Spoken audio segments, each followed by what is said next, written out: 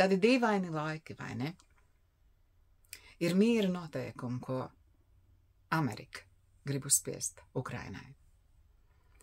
Bet vēsture rāda, ka tā armija jau jāsamazina ir uzbrucējiem, nevis cietējiem, bet viņi grib otrādi. Un ja jūs tagad teiksiet, vēsture atkārtojas, jā, no 45. gadā arī Jaltā, taču arī tie lielie vienojās, ka var atdot komunistiem Baltiju un Austrumu Eiropu. Bet ja mēs visi tie turamies kopā, tad neko tur nevarēs izdarīt. Un par laimi šobrīd mēs esam laikmetu griežos. Vecā sistēma bruk, un nekas no vecā, nekas vairs nepaliks. Un tie cilvēki, kas negrib mainīties, tiem nākotnes nebūs. Neaizmirstiet, ir dabiskā izlase. Un ir atbirums. Vienalga, kāda Latvijā laika bijuši.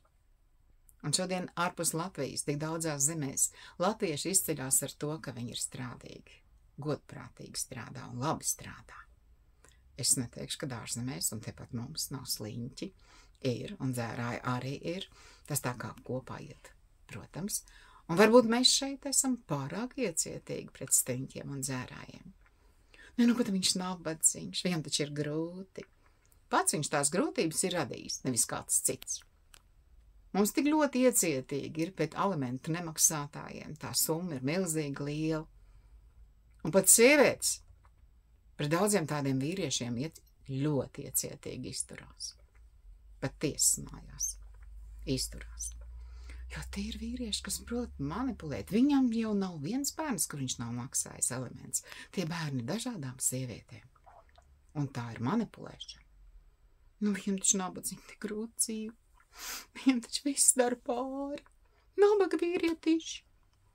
Tas nemaz nav vīrietis, kas tā uzveļās.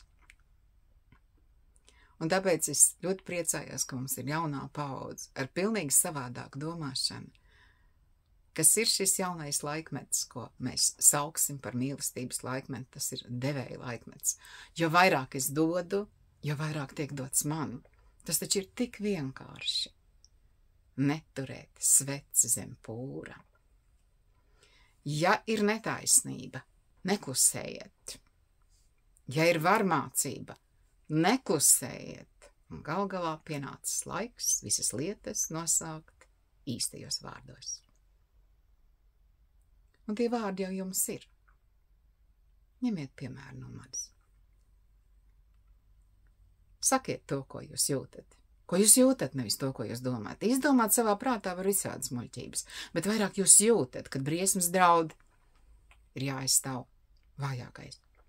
Kad briesmas draud, ir jāaizstāv bērns, kuram kāds cits bērns dara pāri. Nedrīkst stāvēt malā.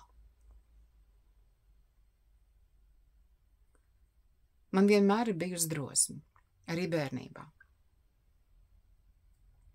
Es esmu aizstājusies priekšā tādam puisītim, kuri sit. Esmu teikusi, sit man arī, es arī esmu maziņa, man nesit.